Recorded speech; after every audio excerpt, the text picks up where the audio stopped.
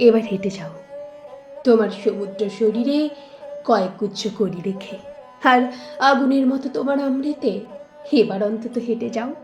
যারা টেনে ধরে, ছুঁড়ে ফেলে ভূমিষ্ঠ উন্নাসিকতা জুড়ে, তাদের বলে যাও নারীত্ব সহজ না।